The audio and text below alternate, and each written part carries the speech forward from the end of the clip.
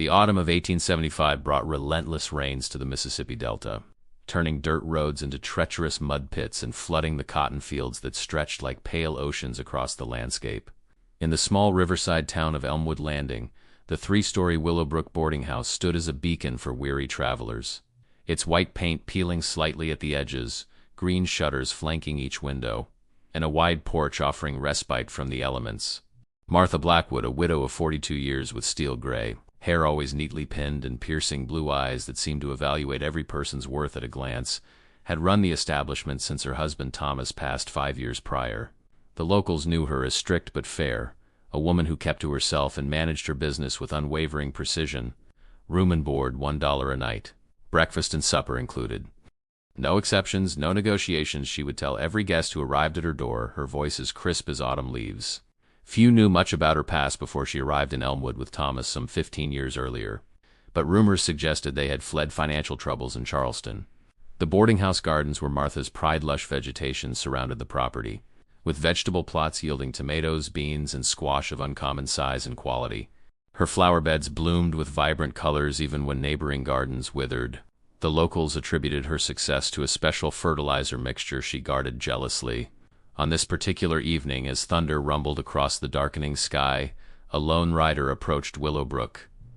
Jonathan Hayes, a 30-year-old businessman from Philadelphia, dismounted his mud-splattered horse and trudged up the steps. Rain plastered his expensive coat to his broad shoulders, and his leather satchel bulged with contracts and cash. He had come to purchase timber rights from local landowners. "Good evening, madam," he said, removing his sodden hat as Martha opened the door. "I seek lodging for perhaps a week while conducting business in the area." Martha's eyes lingered on his fine clothes and well-manicured hands. "Of course, Mr. Hayes. Jonathan Hayes. Mr. Hayes." She smiled, but it didn't reach her eyes. "You're fortunate. I have one room available. The best in the house, in fact." As she led him up the creaking staircase, Jonathan noticed the immaculate condition of the interior, polished wood floors, tasteful furnishings, and not a speck of dust to be seen. The scent of beeswax and something earthier, more pungent, hung in the air. "You'll find Elmwood Landing to be a quiet town, Mr. Hayes. People here mind their business, as do I. I serve breakfast at 7, sharp, and supper at 6. If you miss either, you go without." "Understood, Mrs. Blackwood. I've heard your establishment highly recommended by Mr. Thornton in Vicksburg." Martha paused, her hand on the doorknob of what would be his room. "Thornton? I don't recall any guest by that name." "Not a guest, ma'am. A business associate who suggested your boarding house specifically."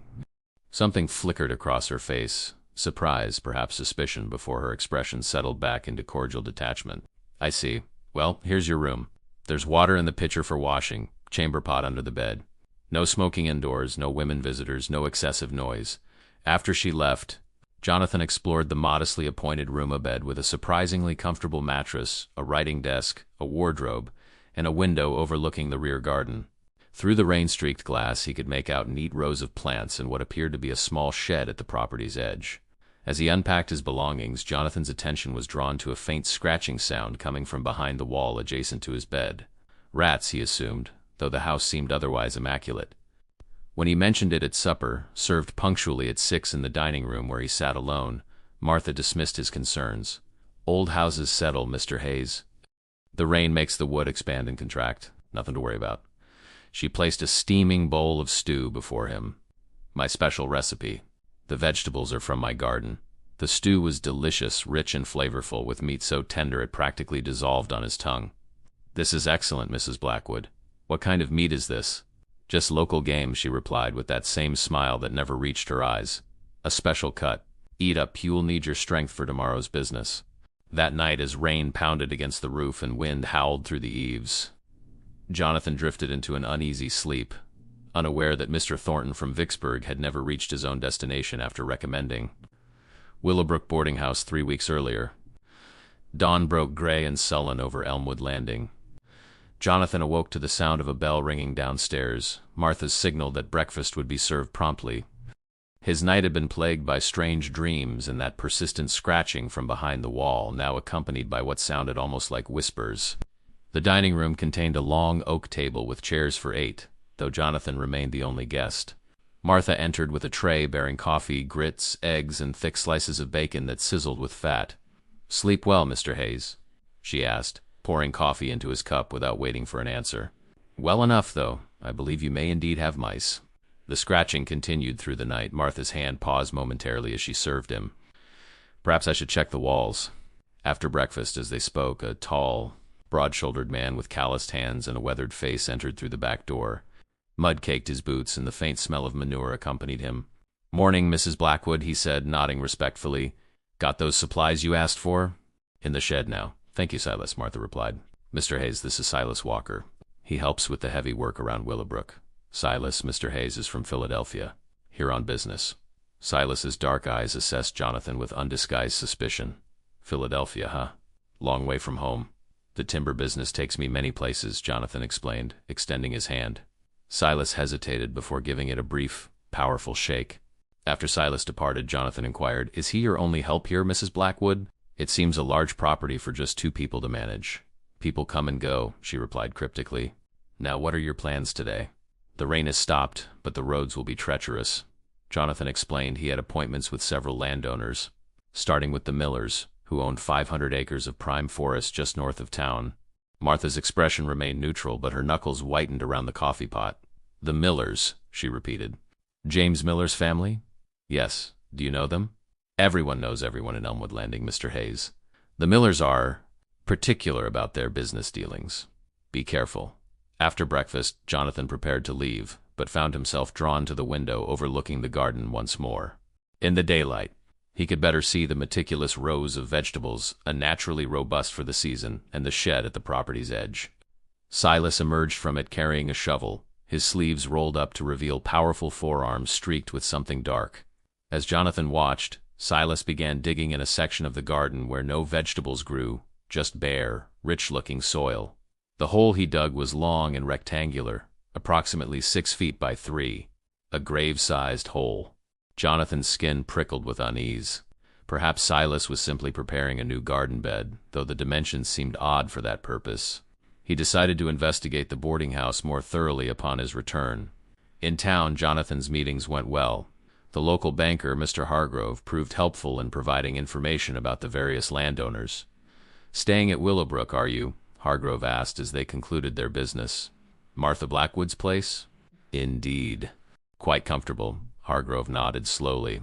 "Martha keeps to herself mostly. Been that way especially since Thomas passed. Tragic business, that. How did Mr. Blackwood die, if you don't mind my asking?" "Officially, fever took him, though there were whispers. Nothing substantiated, understand.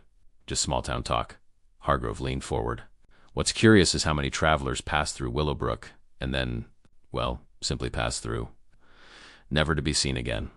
"What are you suggesting?" Hargrove shrugged. "Nothing at all, sir. Just an observation. Elmwood Landing sits at a crossroads. People come, people go. Sometimes they don't leave forwarding addresses." Before Jonathan could press further, the banker changed the subject. "I hear you're meeting the Millers today. Be advised, James Miller and Martha Blackwood have a history. Bad blood between them since Thomas died. Miller accused Martha of ... improprieties. Never proven, of course." As Jonathan rode toward the Miller property later that afternoon, dark clouds gathered again on the horizon. The road became increasingly difficult to navigate, forcing him to dismount and lead his horse through particularly muddy stretches. Distracted by thoughts of Martha, Silas, and the grave-like hole in the garden, Jonathan didn't notice the fallen tree across the path until it was too late. His horse reared suddenly, throwing him backward into the mud. Pain exploded in his head as it struck something hard, and darkness swallowed him whole. When he regained consciousness, night had fallen. Rain pounded around him, and his clothes were soaked through. Disoriented and aching, Jonathan realized his horse was gone, likely returned to the stable at Willowbrook. He struggled to his feet, dizzy and nauseous, aware that he needed shelter before hypothermia set in. A light flickered through the trees, a lantern swinging in the darkness. Jonathan called out hoarsely, desperate for help. "Hello? Over here." The light paused, then approached. Silas's broad frame materialized from the gloom, lantern held high, rain streaming down his impassive face. "Mrs. Blackwood sent me to find you," he said flatly. "Your horse came back alone." Relief flooded Jonathan despite his unease about the man. "Thank God I fell and hit my head." Silas nodded, examining Jonathan's muddied form without expression. "Can you walk?" "It's a mile back to Willowbrook." As they trudged through the downpour, Jonathan's head throbbed with each step. The hole you were digging today, he found himself asking. What was it for? Silas's pace didn't falter. New garden bed. Mrs. Blackwood wants to plant winter vegetables. Seemed an odd size for vegetables. Silas didn't respond immediately. He did, his voice carried a warning. Best not to concern yourself with the workings of Willowbrook, Mr. Hayes. Mrs. Blackwood values her privacy. They walked the remaining distance in silence, Jonathan increasingly aware of Silas's powerful presence beside him and the isolation of their surroundings. No one knew exactly where he was. If he disappeared now, who would notice? Willowbrook's lights glowed through the rain as they approached, the boarding house looming like a specter against the night sky. Martha stood on the porch, her silhouette rigid with what might have been concern or anticipation. Mr. Hayes, she called as they reached the steps. I was worried when your horse returned riderless. A fallen tree on the Miller Road, Jonathan explained, aware of how vulnerable he appeared, soaked and muddy, his head still bleeding slightly. I'm fortunate Silas found me. Indeed you are. Come inside before you catch your death. The phrase hung ominously in the air as Jonathan followed her into the warmth of the house. She directed him to sit by the fire in the parlor while she fetched dry clothes items left behind by a previous guest of similar build, she explained. Who was he? Jonathan asked, accepting the bundle of clothing. Just a traveler like yourself. Left rather suddenly and never returned for his belongings. Did he leave a forwarding address? Perhaps I could return them on my travels. Martha's lips thinned. No address.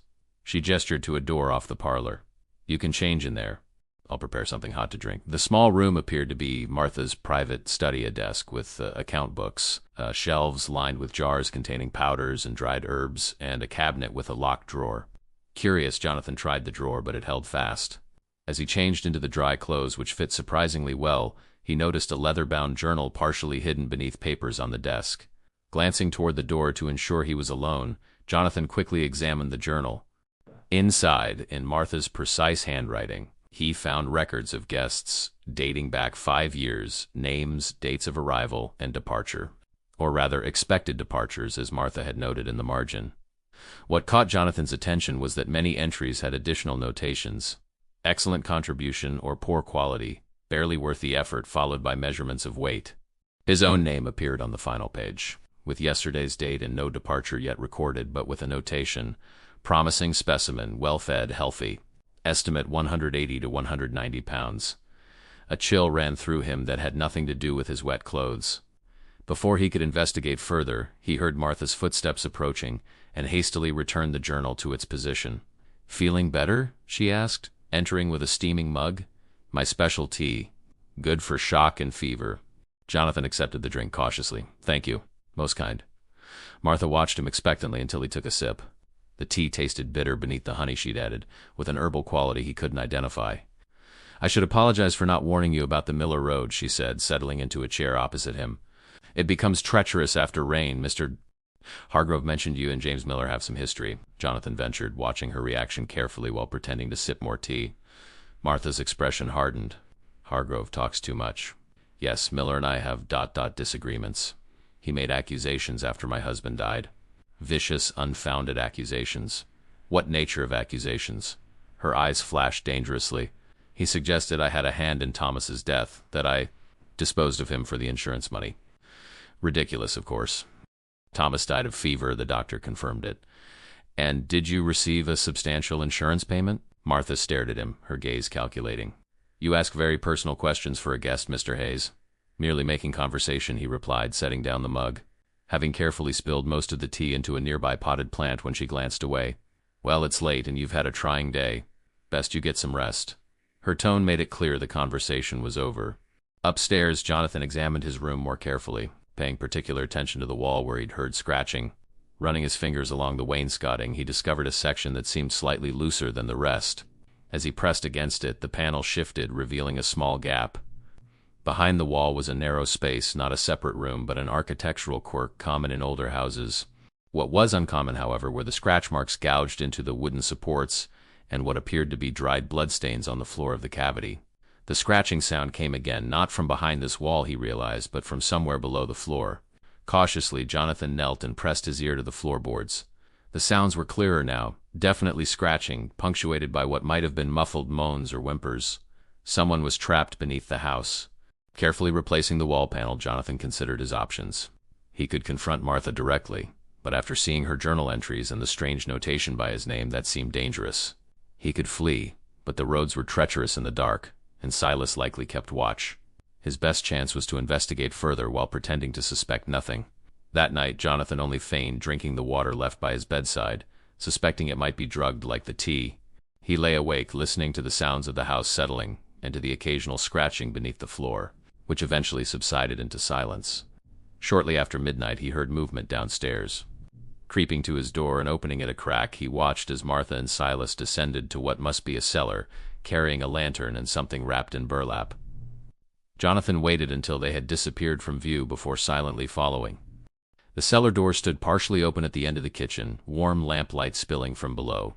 He could hear Martha's voice, too low to make out the words, and then Silas's rumbling response. Advancing cautiously to the top of the cellar stairs, Jonathan peered down into what appeared to be a root cellar converted to some other purpose. Shelves lined the walls, holding jars of preserved vegetables alongside others containing powders and liquids he couldn't identify. In the center of the room stood a large wooden table with leather straps at each corner. Martha bent over something or someone that Jonathan couldn't see from his vantage point. Silas stood nearby, sorting through tools laid out on a smaller table. Knives, saws, and other implements that had no place in a simple root cellar. "This one's still got some fight," Silas commented. "Want me to give another dose?" "No," Martha replied. "Too much affects the quality. Just secure the restraints properly this time. The last one nearly got loose, and we can't have a repeat of that mess." Jonathan's blood ran cold as the implications became clear. The scratching, the grave-sized hole in the garden, the notations in Martha's journal, the blood behind his wall all pointed to a horrifying conclusion. Willowbrook boarding house didn't just provide rooms for travelers, it harvested them. Jonathan retreated silently to his room, mind racing. The pieces of the puzzle were falling into place, Martha's exceptional garden fertilized with human remains. Travelers who disappeared without trace. The mysterious special cut in her stew. His stomach turned at the memory of the meal he had so eagerly consumed. He needed evidence to take to the authorities. In a town this small, his word alone against Martha's established reputation wouldn't be enough, especially with Hargrove's hints that previous suspicions had been dismissed. Jonathan had to document what he'd seen and find proof of Martha's crimes. From his satchel, he retrieved a small pistol he carried for protection while traveling. Then he carefully wrote down his observations and suspicions in his journal, detailing the scratching sounds, the hidden compartment behind the wall, the cellar scene, and Martha's own ledger of contributions. Securing the journal in his inner coat pocket, Jonathan decided to wait until first light to attempt his escape. The storm had intensified, making immediate flight impractical, and he feared becoming lost in the surrounding woods where Silas could easily track him down. Hours passed in tense vigilance. Occasionally, Jonathan heard movements in the house, footsteps on the stairs, doors opening and closing, but no one approached his room. The scratching beneath the floor had stopped completely, which concerned him more than its presence had. Around 4 a.m, as rain still lashed against the windows, Jonathan heard Martha and Silas ascending from the cellar. Their voices drifted up, clearer now as they made no effort to remain quiet, believing their guest asleep. "Bury the remains with the others," Martha was saying. "The bones go in the special compost. I'll prepare the meat portions for preservation." "Yes, ma'am," Silas responded. "What about Hayes? He's asking too many questions." "Tomorrow night. I've been adding the sedative to his water, but he's cautious, hasn't been drinking it. No matter, we'll use direct means if necessary. He'll fetch a good price with the butcher in Knotz's. They don't ask questions about the meat's origin. Just pay premium for quality." "And his belongings?" "The usual arrangement. Cash divided between us. Personal items disposed of, except anything useful. He carries a considerable sum. I checked his satchel while you were searching for him." Jonathan tensed at this revelation. Not only were they murderers, but they were selling human meat to butchers in neighboring towns. The horror of it threatened to overwhelm him, but he forced himself to remain calm. Panic would only lead to mistakes. When dawn finally broke, Jonathan gathered his essential belongings and the evidence he'd compiled. He could hear Martha in the kitchen below, preparing breakfast. The normalcy of it, the mundane routine of a boarding house keeper, made the truth all the more terrifying. He had just reached the top of the stairs when he heard the front door open, followed by voices in the entryway. New arrivals, a man and woman, judging by their speech. More potential victims for Martha's ghastly enterprise. "Welcome to Willowbrook," Martha greeted them warmly. "Room and board, $1 a night. Breakfast and supper included." The same practice speech she had given Jonathan upon his arrival. A script rehearsed countless times for countless victims. This complicated his escape. Jonathan couldn't simply leave these innocents to Martha's tender mercies, yet confronting her directly seemed foolhardy. He needed the town sheriff, but that meant getting past both Martha and possibly Silas. Decision made. Jonathan descended the stairs, pistol concealed in his coat pocket. The new guests, a middle-aged couple who introduced themselves as the Parkers from Georgia, were still in the entryway with their luggage. Martha was explaining the boarding house rules, her back to the stairs. "Ah, Mr. Hayes," she said without turning, somehow sensing his presence. "Join us for breakfast? I've prepared something special." "I'm afraid I must decline," Jonathan replied evenly. "Pressing business in town." "In this weather?" Martha turned to face him, her expression pleasant but her eyes sharp. "Surely your business can wait until the storm passes." "Unfortunately not. Mr. and Mrs. Parker." He addressed the newcomers. "A pleasure to meet fellow travelers. Perhaps we'll speak more upon my return." The couple nodded politely, oblivious to the tension crackling between Jonathan and Martha. As he reached for the door, Martha's hand shot out to grasp his arm, her fingers digging in with surprising strength. "Mr. Hayes," she said, voice low enough that only he could hear, "I insist you join us for breakfast. You'll need your strength." Jonathan met her gaze steadily. "I believe I've consumed enough of your hospitality, Mrs. Blackwood." "More than enough." A flash of understanding crossed her features, followed by cold calculation. Her grip tightened further. "Silas," she called, not taking her eyes from Jonathan's face. "Our guest is leaving. Would you help with his luggage?" Heavy footsteps approached from the rear of the house. Jonathan knew he had only moments before Silas appeared, complicating his chances of escape significantly. "Mr. and Mrs. Parker," he said urgently, "I suggest you leave immediately. This establishment is not what it appears." Martha's facade cracked. "Ignore him," she told the bewildered couple. "The poor man has suffered delusions since his accident yesterday. We've sent for the doctor." "It's no delusion," Jonathan insisted, pulling free of Martha's grip and drawing his pistol. "This woman and her assistant murder their guests and sell their flesh as meat. There's a victim in the cellar right now, or was until last night." The Parkers recoiled in horror, the husband pushing his wife behind him protectively. "That's absurd," Martha hissed, though her eyes darted nervously to the pistol. "Put that away before someone gets hurt." "The sheriff will determine what's absurd," Jonathan replied. "Mr. Parker, would you be so kind as to restrain Mrs. Blackwood while I secure Silas?" But as the words left his mouth, a crushing blow struck Jonathan from behind. His vision exploded with stars as he crumpled forward, the pistol flying from his grasp. Silas had circled around through another entrance. "Get them all inside," Martha commanded, her genteel facade abandoned entirely. The Parkers, too. No witnesses now. As consciousness faded, Jonathan saw Mrs. Parker screaming while her husband attempted to shield her. Silas advanced on them with methodical purpose, a blood-stained shovel in his massive hands. Martha retrieved Jonathan's fallen pistol, her face transformed by cold fury. "Such a waste," she muttered, looking down at him. "You could have simply enjoyed your stay and left none the wiser, like so many before you. Now you'll leave differently, in pieces, feeding my garden." Darkness claimed Jonathan completely. Consciousness returned to Jonathan in waves of throbbing pain. His head felt split in two where Silas had struck him, and new pains made themselves known as his awareness expanded. Wrists and ankles bound tight enough to cut circulation, shoulders wrenched back at an unnatural angle, a gag filling his mouth. He lay on a cold dirt floor that smelled of damp earth and something far worse, the unmistakable metallic scent of blood and decay. Opening his eyes revealed the cellar he'd glimpsed earlier. The wooden table with its leather restraints stood empty, but dark stains on its surface testified to its grisly purpose. Shelves of glass jars lined the walls, some containing what appeared to be preserved vegetables, others holding pale chunks of meat floating in cloudy liquid. On another wall hung an array of tools, butcher knives, bone saws, hooks, and other implements whose purpose Jonathan didn't care to contemplate. Nearby lay the Parkers, similarly bound and gagged, the husband's face bruised and swollen where Silas had apparently subdued him. Mrs. Parker's eyes were open, glazed with terror as they darted around the cellar. When she noticed Jonathan was conscious, she made frantic noises behind her gag. Straining against his bonds proved futile. The ropes had been tied by experienced hands. Jonathan tried to work the gag loose with his tongue, but it was secured too tightly. His only hope lay in somehow creating an opportunity when Martha or Silas returned. He didn't have to wait long. Heavy footsteps on the cellar stairs announced Silas's arrival. The big man carried a lantern in one hand and a bucket in the other, his expression impassive as he surveyed the three captives. "Mrs. Blackwood says to feed you," he said flatly, setting down the bucket and lantern. "Keep your strength up. Better quality that way." He approached Mrs. Parker first, removing her gag. Before she could scream, he pressed a knife to her throat. "Quiet, or I cut you now instead of later. Understand?" She nodded, trembling. "Open your mouth." When she complied, Silas spooned a thin gruel between her lips. "Swallow it all. Mrs. Blackwood adds special herbs. Makes the meat tender." The implication of his words wasn't lost on any of them. They weren't just being held captive, they were being prepared like livestock before slaughter. After feeding Mrs. Parker, Silas moved to her husband, following the same procedure. When he reached Jonathan, he paused, studying him with what might have been respect. "You almost figured it out," he said, removing Jonathan's gag. "Not many do.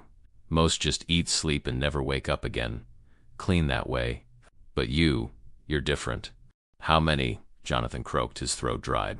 "How many travelers have you murdered?" Silas shrugged, seemingly unbothered by the question. "Lost count. 50? 60?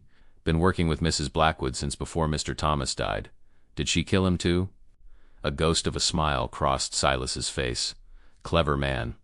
Yes, Mr. Thomas discovered what she was doing. Threatened to go to the authorities. She couldn't allow that. And the authorities never investigated. All these disappearances, who reports them missing? Travelers passing through, no connections locally. Perfect targets." Silas pressed the spoon to Jonathan's lips. "Now eat." Jonathan kept his mouth firmly closed, turning his head away. "Have it your way," Silas said, replacing the gag. "Mrs. Blackwood prefers you well-fed, but you'll serve your purpose regardless." After Silas departed, Jonathan renewed his struggles against the ropes. If the special herbs Martha added to the gruel were sedatives or worse, they had limited time before becoming too drugged to attempt escape. The Parkers, having consumed the mixture, already showed signs of increasing lethargy. Hours passed in the dim cellar, marked only by the gradual weakening of the Parkers' movements and the distant sounds of activity above footsteps, voices, the mundane noises of a boarding house continuing its normal operation, while horror festered beneath. As night fell, bringing a deeper quiet to Willowbrook, Jonathan had managed to create the smallest bit of slack in the ropes binding his wrists by repeatedly flexing and relaxing his muscles. It wasn't enough to free himself, but it gave him hope. The cellar door opened again, and this time both Martha and Silas descended. Martha wore a stained apron over her dress, her hair neatly pinned as always. She might have been preparing to bake bread rather than butcher humans. "Mr. Hayes," she said, removing his gag herself. "Still resistant, Silas tells me. A pity. The process is much easier when the subject is properly prepared." "You won't get away with this," Jonathan said, the words feeling hollow even as he spoke them. "People know I'm here. They'll look for me." Martha laughed softly. "Mr. Hayes, you told me yourself you have no family expecting you. Your business associates think you're traveling from town to town. Who exactly will miss you before we've had time to process everything?" She gestured to Silas, who hoisted Mr. Parker's now unconscious form onto the wooden table, securing him with the leather straps. Mrs. Parker, barely conscious herself, moaned weakly through her gag. "You'll witness this, Mr. Hayes," Martha continued, selecting a long, sharp knife from the wall. "Perhaps it will persuade you to be more cooperative tomorrow when it's your turn. Struggling only bruises the meat, you see. Affects the quality. Why?" Jonathan asked, desperate to keep her talking, to delay the inevitable. "Why do this? For money?" Martha's expression hardened. "Money is part of it. Do you know what it's like for a woman alone in this world, Mr. Hayes? My husband left substantial debts when he died. This enterprise has not only cleared those debts, but made Willowbrook profitable in ways Thomas never imagined. But the cost? The cost?" She interrupted sharply. "These people are nothing. Transients. Useless except for what they can provide. The meat feeds many in neighboring towns, sold as premium cuts, of course, at premium prices. The bones and blood enrich my garden soil. Nothing wasted." She turned to the table where Silas had finished securing Mr. Parker. "Enough talk. Observe, Mr. Hayes. Tomorrow, your contribution begins." Jonathan closed his eyes as Martha raised the knife, but he couldn't block out the wet, tearing sounds that followed, nor Mrs. Parker's muffled screams behind her gag. When he looked again, Martha was methodically separating flesh from bone with practiced precision, while Silas collected the blood in buckets. Quote, "The butchery continued for what seemed an eternity. Jonathan forced himself to watch, to bear witness to the horror, knowing he needed to remain alert for any opportunity to escape. That chance came unexpectedly when a loud knocking sounded from upstairs, someone at the front door of the boarding house. Martha cursed under her breath. Who could that be at this hour? Silas, finish here. I'll send them away. As she ascended the stairs, Silas continued the grisly work, his back to Jonathan as he bent over the remains of Mr. Parker. Jonathan worked frantically at his bonds, feeling the right wrist restraint finally loosen enough to twist his hand free. Blood slick from abrasions aided his effort, and within moments he had freed his other hand. Moving as silently as possible, he untied his ankles, eyes fixed on Silas's broad back. The man remained absorbed in his task, unaware of Jonathan's liberation. On the wall nearest, Jonathan hung the implements of Martha's trade, including a heavy iron mallet used for tenderizing meat. Jonathan rose unsteadily to his feet, dizzy from hours of restricted circulation and the lingering effects of his earlier head injury. He took 2 cautious steps toward the wall, reached for the mallet, and the floorboard beneath his foot creaked loudly. Silas whirled, eyes widening at the sight of his freed captive. "You," he began, lunging forward with a butcher knife still red with Parker's blood. Jonathan swung the mallet with all his remaining strength, connecting solidly with Silas's temple. The big man crumpled instantly, knife clattering to the dirt floor. Jonathan struck again, ensuring Silas wouldn't rise, then rushed to Mrs. Parker. She stared at him with unfocused eyes, too drugged to fully comprehend what was happening as he removed her gag and restraints. "Can you walk?" he whispered urgently. She mumbled incoherently in response.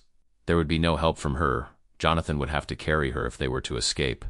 From upstairs came the sound of the front door closing, followed by Martha's footsteps moving toward the kitchen and the cellar entrance. Time had run out. Jonathan's mind raced through limited options. He couldn't carry Mrs. Parker up the narrow cellar stairs quickly enough to avoid Martha, nor could he leave her behind to face certain death. A confrontation was inevitable. Silas's fallen knife lay within reach. Jonathan seized it, then dragged Mrs. Parker behind one of the large storage shelves where she'd be hidden from immediate view. Positioning himself beside the stairs, he raised the knife and waited. Martha's footsteps approached the cellar door, which creaked open. "Silas?" she called down. That was just the Miller boy delivering a message. Nothing to concern ourselves with. When no response came, her tone sharpened. "Silas, answer me." She began descending the stairs, a lantern held before her. As she reached the bottom step, the light revealed Silas's motionless form sprawled on the dirt floor, blood pooling around his head. "What in God's name?" Martha gasped before Jonathan lunged from the shadows. The struggle was brief but vicious. Martha, though smaller than Jonathan, fought with the desperate strength of a cornered predator. The knife slashed across her arm as she raised it defensively, drawing a cry of pain. She swung the lantern at Jonathan's head, missing narrowly as he ducked, the glass shattering against the wall behind him. Whale oil splashed across the dirt floor, igniting instantly from the lantern's flame. Fire raced along the spilled oil toward the shelves lined with preserving alcohol and chemicals. Martha seized the moment of distraction to dash toward the stairs, but Jonathan caught her ankle, bringing her down hard onto the steps. She kicked frantically, her boot connecting with his wounded head. Stars exploded in his vision, but he maintained his grip, dragging her back down as the first jars on the shelves began to explode from the heat. "You'll burn with me?" Martha screamed, clawing at his face. "You'll never leave Willowbrook?" Jonathan brought the knife handle down against her temple, stunning her long enough to flip her onto her stomach and bind her wrists with the rope that had so recently secured his own. The cellar was filling rapidly with smoke as more jars exploded, shattering glass and flammable liquids feeding the growing blaze. He hauled the semi-conscious Martha to her feet and pushed her up the stairs ahead of him, then returned for Mrs. Parker, who remained slumped behind the shelf, oblivious to the danger. Coughing through the thickening smoke, Jonathan lifted her over his shoulder in a fireman's carry and staggered toward the stairs. The main floor of Willowbrook was still untouched by the fire when Jonathan emerged from the cellar, but smoke billowed up behind him. He dropped Martha unceremoniously onto the kitchen floor, then carried Mrs. Parker through to the front parlor and laid her on a settee. Martha had recovered enough to start screaming. "Fire! Help me! This man is trying to kill me!" Her cries might attract attention from neighbors, but Jonathan couldn't gag her without releasing her bonds, which seemed too dangerous.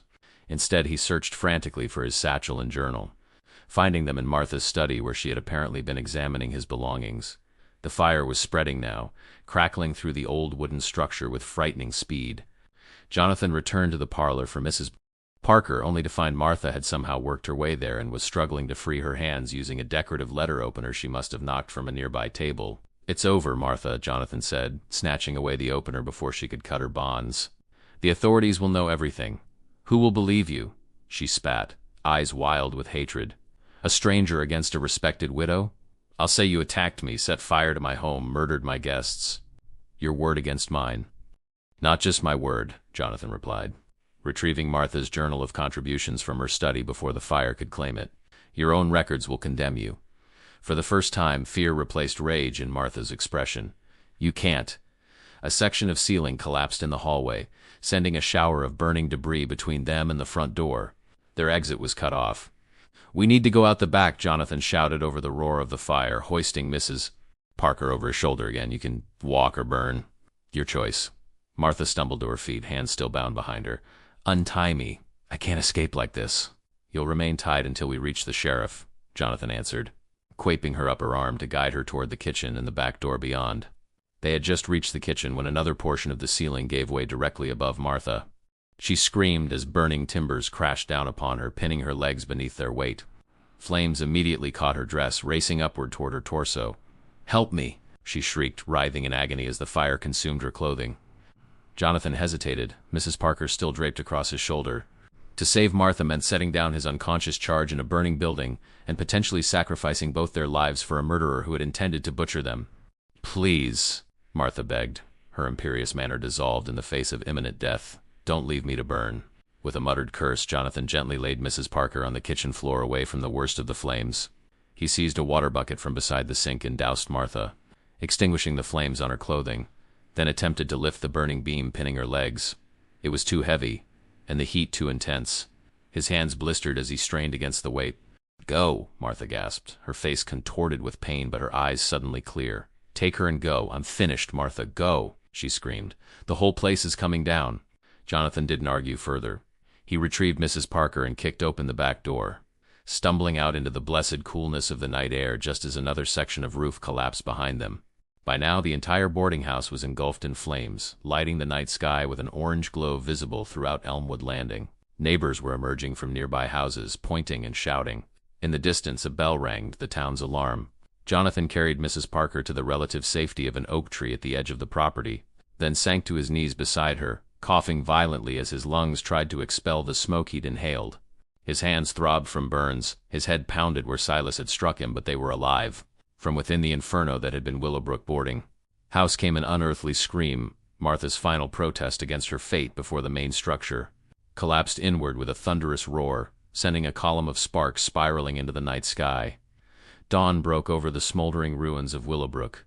Jonathan sat on the porch of Dr. Lawrence Merriweather's house, hands bandaged, a blanket wrapped around his shoulders despite the humid morning air. Mrs. Parker, Evelyn, he had learned, lay inside, still unconscious but stable according to the doctor. Sheriff Thomas Abernathy, a weathered man with a gray-streaked beard and skeptical eyes, sat across from Jonathan, notebook in hand. For the past hour, Jonathan had recounted the horrors of Willowbrook, showing the sheriff Martha's journal of contributions and his own documentation of what he'd observed. This is the most disturbing account I've heard in 30 years of law enforcement, Abernathy said finally, closing his notebook. If I didn't have Martha's own records here in her handwriting, I'd think you mad or lying. Then you believe me? I believe something terrible happened at Willowbrook. Whether it's exactly as you described, double quotes, the sheriff shrugged. We'll know more once we can safely search the ruins. The cellar, Jonathan insisted. Focus on the cellar. That's where they processed their victims. And the garden dig in the garden. You'll find human remains. Abernathy nodded grimly. We'll investigate thoroughly, Mr. Hayes. Rest assured. By mid-afternoon, Jonathan's claims were being confirmed in the most horrific manner. Workers excavating the cellar discovered human bones, dozens of them, along with the butchering table and tools that had survived the fire. In the garden, shallow graves yielded more grisly evidence. Partial skeletons, some with remnants of clothing still clinging to the bones. News spread through Elmwood Landing like wildfire. Residents who had patronized Martha's boarding house or eaten vegetables from her garden were stricken with horror and revulsion. Some reported illness, whether real or psychosomatic, at the thought of what might have nourished her exceptional produce. James Miller arrived at the doctor's house late that afternoon, his face ashen. I tried to warn people, he told Jonathan and the sheriff. After Thomas died so suddenly, so conveniently for Martha, I had suspicions. The way travelers stayed at Willowbrook and then vanished. I spoke up, but no one would listen. Martha was respected, and I had no proof. You knew? Jonathan asked, anger flaring. You suspected what she was doing, yet you didn't stop her. Miller's eyes dropped. I knew something was wrong. Not the extent. Never this. He gestured helplessly toward the ruins of Willowbrook, where workers continued to unearth evidence of Martha's crimes. Who could imagine such depravity? Sheriff Abernathy intervened before Jonathan could respond. Mr. Miller will need a formal statement from you regarding your previous suspicions, and a list of any travelers you recall staying at Willowbrook who never reappeared. As Miller left with the sheriff, Dr. Merriweather emerged from the bedroom where Evelyn Parker had been resting. She's awake, he informed Jonathan. Asking for you. The sedative Martha gave her was powerful. She's fortunate you got her out. When you did. Evelyn Parker sat propped against pillows, her face pale but her eyes clear as Jonathan entered. Mr. Hayes, she said softly. The doctor told me what happened. You saved my life. I'm sorry I couldn't save your husband, Jonathan replied, taking the chair beside her bed. By the time I freed myself, it was too late. Tears welled in her eyes. George is really gone. It's hoping somehow that it was just a terrible dream. I'm deeply sorry, Mrs. Parker. She nodded, tears streaming down her face. What happens now? The sheriff is investigating. They're recovering evidence from Willowbrook. When you're stronger, they'll need your testimony, but there's no rush. Jonathan hesitated. Do you have family who can come for you? A sister in Baton Rouge? I should write to her. Evelyn's fingers twisted in the bedsheet. Will they hang them? Martha and her accomplice? Martha died in the fire, Jonathan explained gently. Silas too, most likely. They'll recover the bodies once it's safe to finish searching the ruins. A complex emotion crossed Evelyn's face. Relief mingled with something darker. Good, she whispered. I'm glad she burned. Jonathan couldn't find it in himself to disagree. Over the next several days, the full extent of Martha Blackwood's crimes emerged. Records in her journal matched against missing persons reports from surrounding counties, identified at least 28 victims over a 5-year period. The actual number was likely higher, as many travelers passing through the Mississippi Delta went unreported when they disappeared. More disturbing still were the ledgers showing transactions with butchers in Natchez, Vicksburg, and as far away as Memphis sales of premium meat at exceptional prices. Sheriff Abernathy dispatched deputies to investigate these businesses, though whether the butchers had known the true nature of their merchandise remained unclear. The story spread beyond Elmwood Landing. Picked up by newspapers in New Orleans and St. Louis, reporters descended on the small town, eager to document what was being called the Mississippi Cannibal Boarding House or Blackwood's House of Horrors. Jonathan found himself besieged by requests for interviews, which he declined. He had given his official statement to the authorities. Reliving the ordeal for public consumption held no appeal. A week after the fire, with Evelyn Parker recovered enough to travel and en route to her sister's home in Baton Rouge, Jonathan prepared to continue his own journey. His business in Elmwood Landing was concluded. The timber rights he had come to purchase now seemed trivial compared to what he had experienced, but he felt a responsibility to see the investigation through to its conclusion. Sheriff Abernathy found him packing his belongings at the small hotel where he had taken a room. Leaving us, Mr. Hayes? I've given my statement. Mrs. Parker has done the same. What more can I contribute? Abernathy removed his hat, turning it in his hands. There's been a development. I thought you should know before you depart. Jonathan paused in his packing. What development? We finished excavating the cellar yesterday. Found something unexpected. The sheriff hesitated. A hidden room, accessible through a trapdoor beneath Martha's butchering table. Inside was a man alive, barely. Been there for months by the look of him. Jonathan sank onto the edge of the bed. My God, who? Name's Edward Thornton. From Vicksburg. The name struck Jonathan like a physical blow. Thornton? The business associate who recommended Willowbrook to me? Abernathy nodded grimly. The very same. Doctor's treating him now, but he's in bad shape. Emaciated. Scarred. Martha kept him alive down there all this time, harvesting pieces of him gradually. Harvesting? Yeah, his legs are gone below the knees. Several fingers. She was taking him apart bit by bit, keeping him alive for fresh meat. Doc says it's the most inhumane thing he's ever seen. Jonathan fought a wave of nausea. Will he survive? Hard to say. The physical wounds might heal, but his mind... He's barely coherent.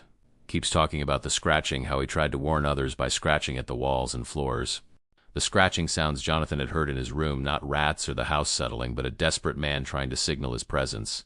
The realization chilled him to the bone. I'd like to see him, Jonathan said quietly. If he's able to receive visitors, that's partly why I came. He's asking for you specifically.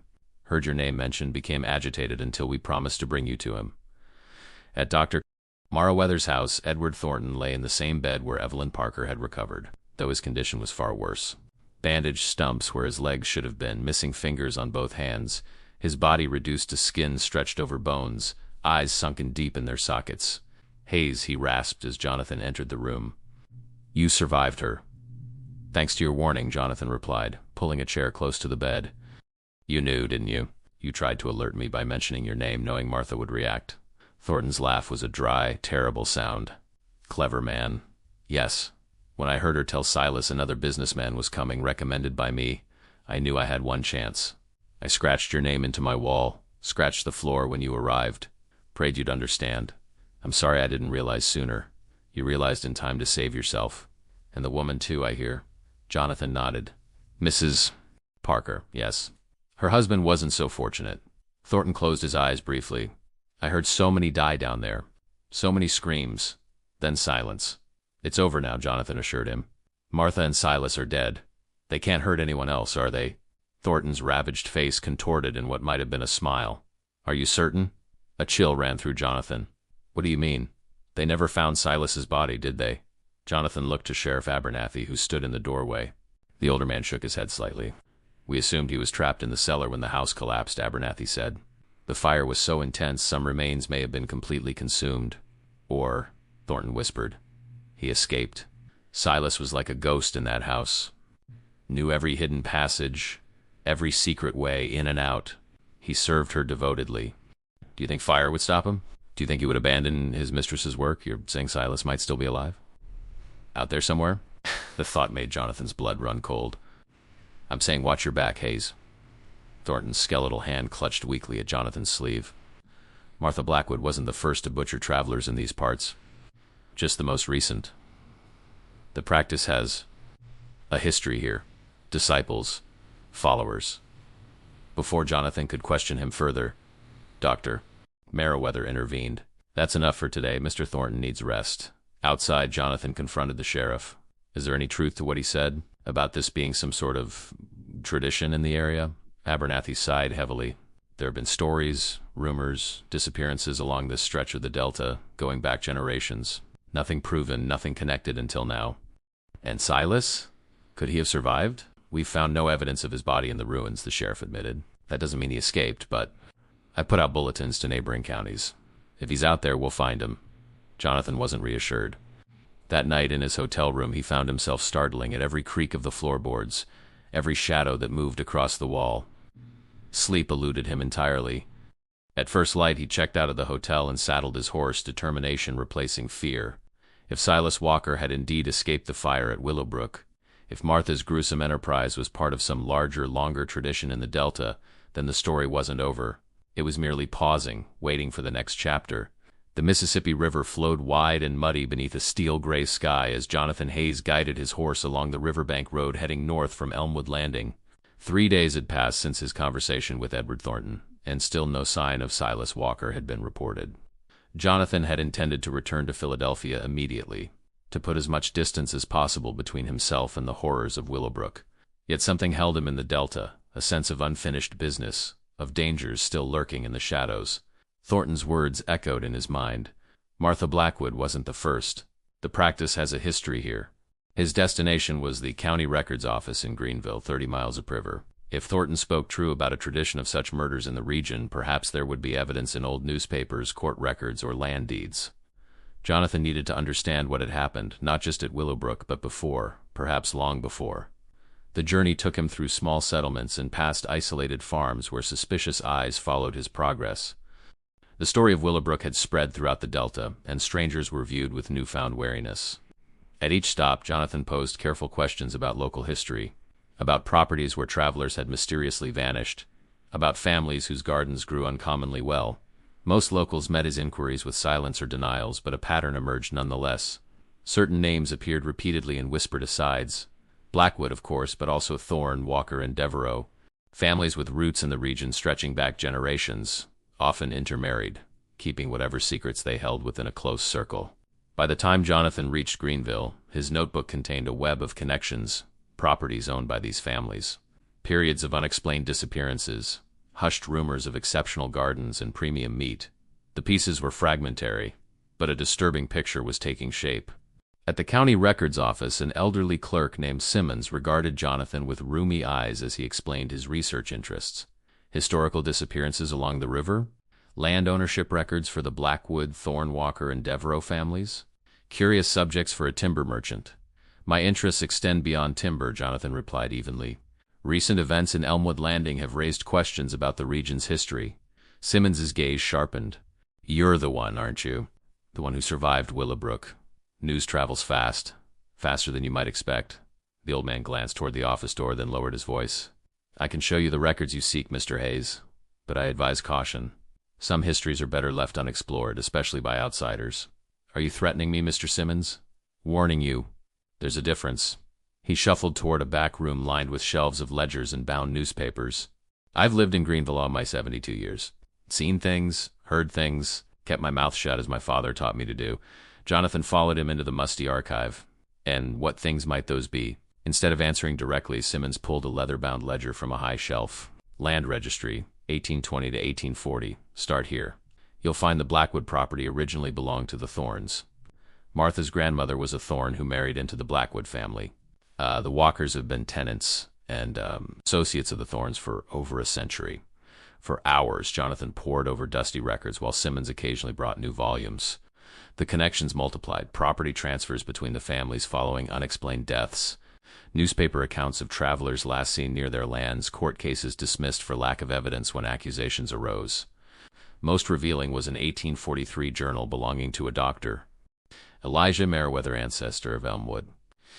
Landing's current physician, containing clinical observations of patients suffering from consumption-like symptoms after consuming meat purchased from a Devereux butcher shop. The doctor had suspected contamination but could prove nothing. His final entry on the matter noted that questioning the source of the meat had led to veiled threats against his family, and he had decided to abandon his investigation.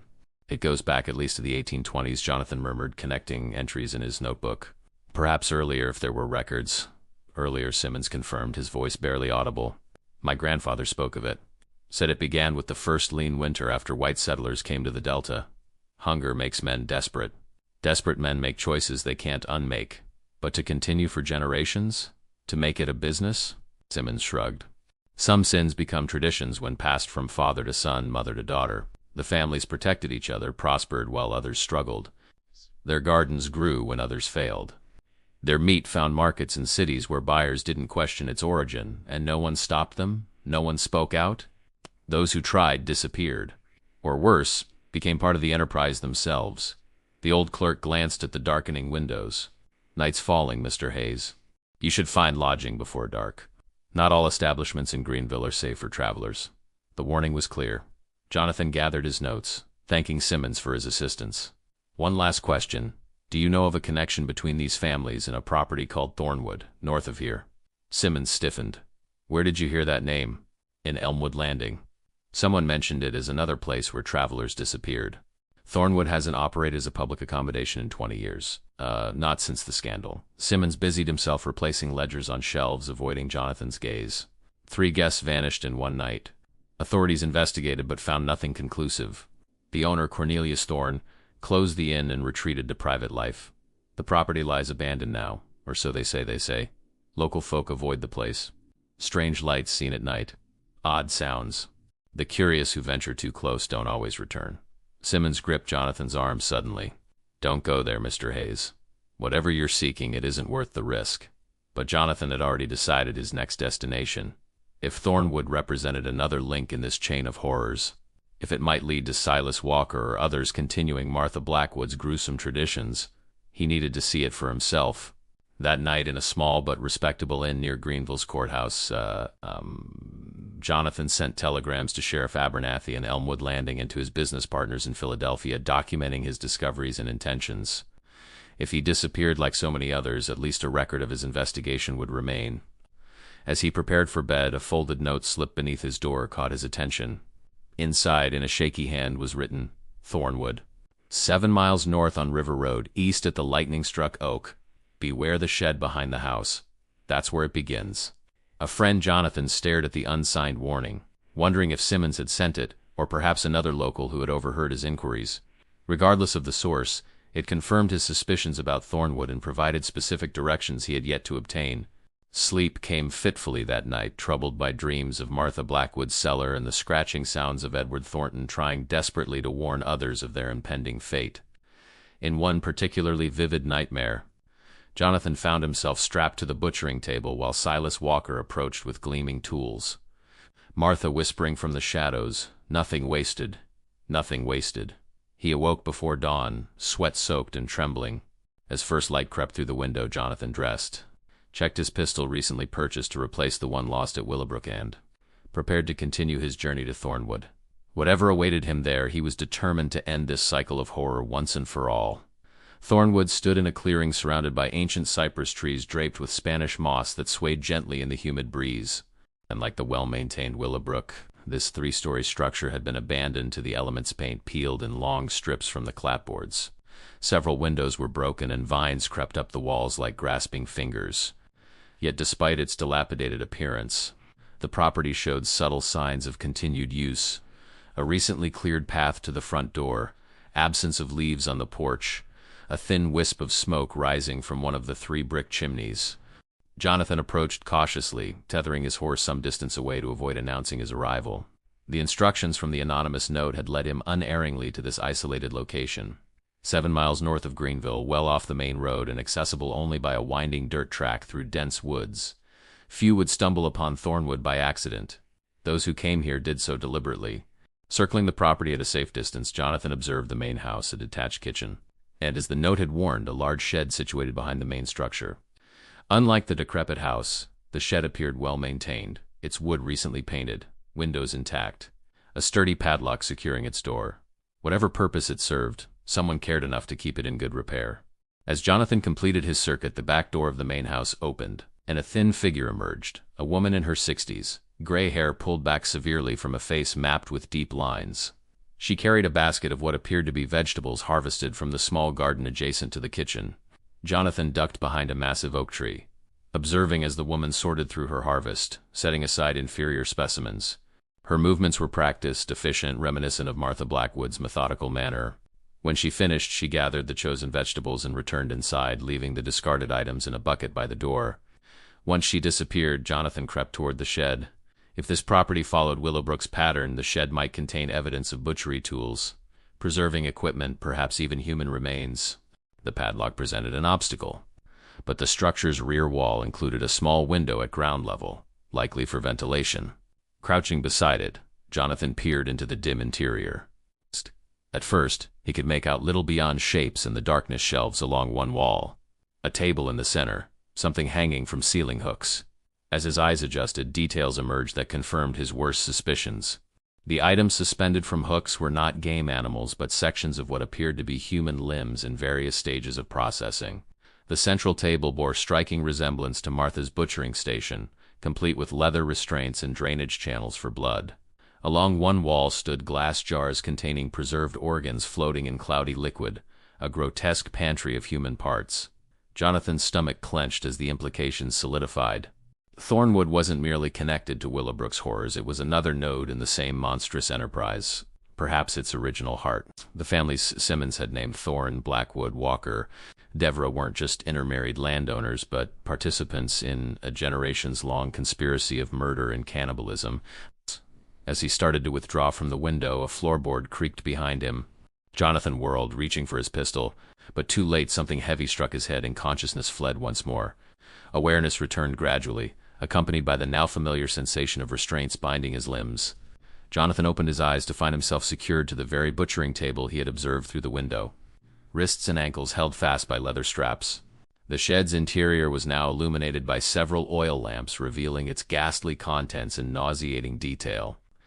"He's awake," announced a female voice, the gray-haired woman he had seen earlier. She stood near his feet, wiping her hands on a stained apron. "Silas said you were clever, Mr. Hayes, but not clever enough, it seems." "Where is Silas?" Jonathan asked, his mouth dry with fear. Here came the rumbling response as the massive form of Silas Walker stepped into view, apparently unharmed by their confrontation at Willowbrook. A bandage wrapped his head where Jonathan had struck him with the mallet, but otherwise he seemed fully recovered. "Told you I'd find him, Miss Esther, so you did." "The woman Esther Thorne." Jonathan presumes studied him with clinical detachment. You've caused us considerable inconvenience, Mr. Hayes. Martha was careless, allowing you to discover her operation. Now we must accelerate our relocation plans. Others know I'm here, Jonathan said, straining against his bonds. I sent telegrams detailing everything I've learned about your family's activities. Sheriff Abernathy will come looking for me. Esther smiled thinly. By the time anyone connects you to Thornwood, there will be nothing left to find. Not of you, nor of our enterprise. We've relocated before when necessary. You can't possibly think you'll escape justice. The authorities are already investigating Willowbrook. They're exhuming bodies, identifying victims. A regrettable setback, but a temporary one. Our family has weathered worse over the generations. Esther selected a long, thin knife from a nearby table. Martha was my cousin, you know. Prone to excess, always taking too many risks. I advised her to limit her operation, to choose targets more carefully. But she grew greedy. And you're not? This isn't greed? Jonathan's voice rose in outrage. Murdering innocent travelers for profit? Profit is one aspect, Esther acknowledged, testing the knife's edge with her thumb. But you misunderstand our purpose, Mr. Hayes. This isn't mere butchery for financial gain. It's cultivation, refinement, the continuation of a practice dating back to our ancestors' arrival in this land. What practice? Cannibalism, murder. Esther's expression hardened. Harvest. The strong consuming the weak, taking their essence, their vitality. Why do you think our gardens grow so abundantly? Why our minds remain sharp well into old age? Why our family lines persist when others wither? We take what we need from those who serve no greater purpose. You're insane, Jonathan whispered, horrified by her matter-of-fact explanation of generations of murder. Visionary, she corrected. As were our ancestors who learned these practices from the native tribes they encountered, though they, in their primitive way, reserved such consumption for ceremonial purposes.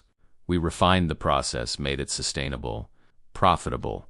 Jonathan thought of the butchers in Natchez and Memphis who had purchased Martha's premium meat, of the unsuspecting families who had consumed human flesh unknowingly.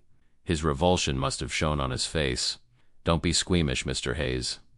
All creatures consume others to survive. We simply acknowledge the truth that human flesh and blood provide unique benefits when properly prepared. The garden fertilizer is merely one application. The meat, organs, and bone meal serve more direct purposes. She gestured to Silas, who brought forward a tray holding various instruments. Now we typically begin with blood extraction. The freshest blood has particular properties for our special preparations. Then we remove non-essential extremities, fingers, toes, which can be preserved while keeping the subject alive for continued harvesting, like Edward Thornton. Jonathan said, remembering the man's missing legs and fingers. You kept him alive to prolong your harvest. Precisely. Mr. Thornton was an exceptionally robust specimen. It's unfortunate you discovered him. He could have sustained us for many more months. Esther selected a curved blade from the tray. You, however, present a different situation. Your knowledge makes you dangerous, requiring more immediate processing. A pity. You appear to be in excellent health. You would have produced superior contributions. As she approached with the blade, a sound from outside the shed gave her pause. Horses' hooves, multiple riders approaching at speed. Silas, she said sharply, see who that is. It's too early for Jeremiah's return. Silas moved to the shed's small window, peering out cautiously. Riders, 5, maybe 6. Armed men. He turned to Esther, his expression grim. Sheriff's badges. Esther's face contorted with rage. How? How could they have found us so quickly? Despite his dire situation, Jonathan felt a surge of hope. I told you. I sent telegrams. Documented everything. Did you think I'd come here without taking precautions? For the first time, uncertainty flickered across Esther's features. Silas, bar the door. Prepare for departure. We'll use the tunnel. And him? Silas jerked his head toward Jonathan. Esther's hesitation lasted only a moment before resolution hardened her expression. We can't leave him alive. Too dangerous. She raised the curved blade. Quick and clean, then we go. As she brought the knife toward Jonathan's throat, a commanding voice rang out from outside the shed. Esther Thorne, Silas Walker. This is Sheriff Abernathy from Elmwood Landing. We have the property surrounded. Come out with your hands visible. Esther froze, the blade hovering inches from Jonathan's skin. Her eyes darted to Silas, who stood by the window, tension evident in his massive frame. How many did you count? She hissed. 5 that I can see. Maybe more in the trees. Indecision warred across Esther's face. Jonathan could almost see her calculating odds, weighing options, considering whether they could still eliminate him and escape through whatever tunnel system she had mentioned. "Miss Esther," Silas urged. "We need to go. Now." She nodded sharply, lowering the knife. "The tunnel entrance. Quickly." As they moved toward the back of the shed, Jonathan shouted with all his strength, "In here! I'm in the shed!" "They're trying to escape." Esther whirled, rage transforming her features into something barely human. She lunged toward Jonathan, knife raised once more, but the shed door splintered inward before she could reach him. Sheriff Abernathy and 2 deputies burst through, pistols drawn. "Drop the weapon," Abernathy commanded. "Hands where I can see them." Esther's eyes held Jonathan's for one hate-filled moment before she let the knife clatter to the floor. Silas, however, charged the nearest deputy with a roar of defiance. The deputy fired twice, the shots deafening in the confined space. Silas staggered, clutching his chest, then crashed to the floor like a felled tree. "We got your telegram yesterday," Sheriff Abernathy explained, as a doctor examined Jonathan's injuries. They sat on the porch of Thornwood, now swarming with law enforcement from 3 counties. The shed had been sealed off as evidence after Jonathan was freed, its contents catalogued by ashen-faced deputies. Started for Greenville immediately. Met the local sheriff on the road seams he'd received similar warnings about. Thornwood from someone named Simmons at the county records office. Jonathan nodded, wincing as the doctor cleaned a cut on his temple. Simmons was reluctant to speak openly, but he must have decided to act after I left. Good thing he did. Between your telegram and his information, we knew exactly where to find you. Abernathy's weathered face was grim. What we found in that shed confirms everything you uncovered about these families. It's been going on for generations, Jonathan said quietly. A tradition passed down through the Thorns, Blackwoods, Walkers, and Devereaux. They believed consuming human flesh gave them special vitality, used human remains to fertilize their gardens. Abernathy shook his head in disgust. "We've taken Esther Thorne into custody. She's refusing to speak, but her property speaks for itself. We found financial records in the house linking the operation to butcher shops across 3 states, and a family ledger dating back to 1825 detailing their harvests. And Silas? Dead." The doctor confirmed it. No tunnel escape for him. The doctor finished bandaging Jonathan's head and moved away, leaving the 2 men alone on the porch steps. In the yard, officers were exhuming areas of the garden where ground-penetrating tools had indicated buried remains. "What happens now?" Jonathan asked, watching as a deputy emerged from the house carrying a box of documents. "Justice, such as it can be for crimes this extensive," Abernathy replied. "We're coordinating with authorities in neighboring states. There will be trials, investigations of associated businesses. The Devereaux family has already been taken into custody in Natchez. They operated the butcher shop that sold Martha's products." Jonathan nodded, feeling a profound weariness settle over him. The horror of Willowbrook and Thornwood would eventually become court testimony. Newspaper headlines, perhaps even history books, the Mississippi Cannibal Conspiracy, or some equally lurid title. But for those who had experienced it firsthand, for the families of victims never to be recovered, the nightmare would never fully end. "Will you return to Philadelphia now?" Abernathy asked. "Your business here is more than concluded." "I'd say yes," Jonathan decided. "There's nothing more I can contribute. The authorities have what they need to unravel the rest of this operation." As they spoke, a deputy approached with a telegram form. "This just arrived for you, Mr. Hayes." From Elmwood Landing, Jonathan opened it, reading the brief message with a deepening frown. "Bad news?" Abernathy inquired. "Edward Thornton is dead. Took his own life yesterday. Left a note saying he couldn't live with the memories of what was done to him, what he witnessed." The sheriff sighed heavily. "Can't say I blame him. After what he endured, perhaps it's a mercy." Jonathan wasn't so certain. The timing of Thornton's suicide, just as authorities closed in on Thornwood, struck him as suspicious. Had someone reached the traumatized man? Silenced him permanently to prevent further testimony? But such questions would likely never find answers. Some shadows remained impenetrable, even in the bright light of justice.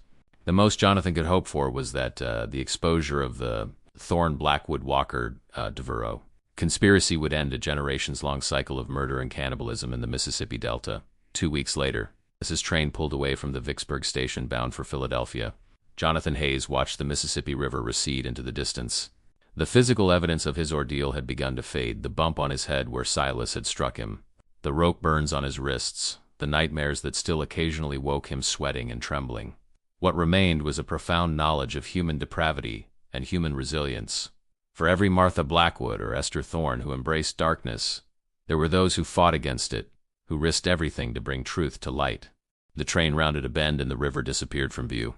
Jonathan opened his journal to the blank page he had been avoiding for days, dipped his pen, and began to write.